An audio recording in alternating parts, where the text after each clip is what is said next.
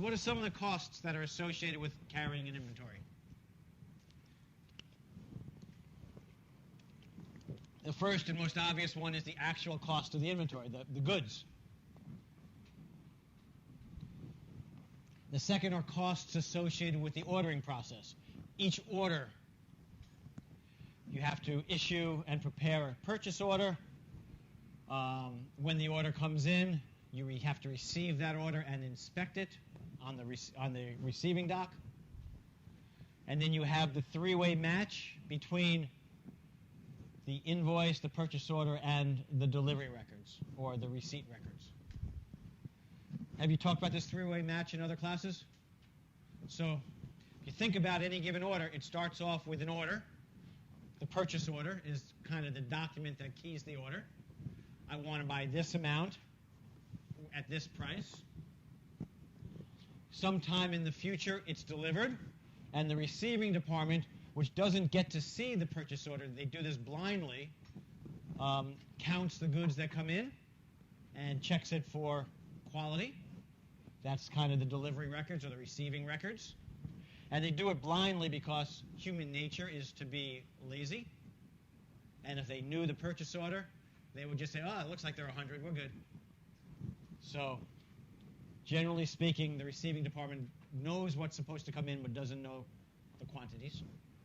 And then sometime in the future off of that, the vendor will bill you with an invoice.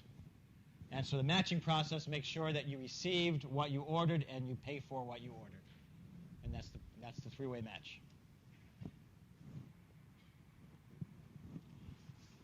And then you have carrying costs. A carrying cost has two components.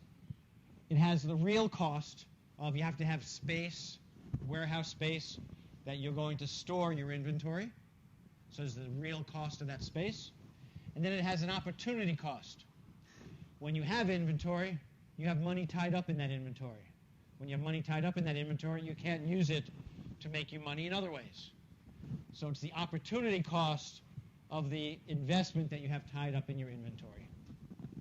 That's the other part of your carrying cost. You have shrinkage costs. Any of you ever work in a restaurant? You know what shrinkage is in a restaurant? Seems like food from the freezer disappears miraculously. Inventory disappears.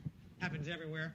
Happens in supermarkets. It happens in clothing stores. But it's a real problem in the restaurant industry that employees borrow it. I don't know anything about that. So you know what shrinkage is.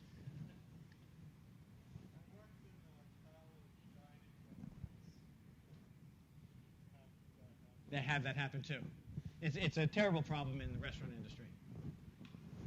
But it's in every industry that inventory disappears. Either theft, embezzlement, clerical errors, got washed down the drain by mistake, whatever the case may be. So that's shrinkage costs. The more inventory you have, the more risk you have of shrinkage costs. Stock out costs. Stock out is when you run out of inventory so you can't produce goods for a customer. So you either have to act in some kind of an expedited fashion, which usually costs more money to get that for the customer, or you have to tell the customer you're not going to meet their needs. Both of those costs are either real or opportunity. And then you have the quality costs that you have everywhere. Prevention, appraisal, internal failure, and external failure costs.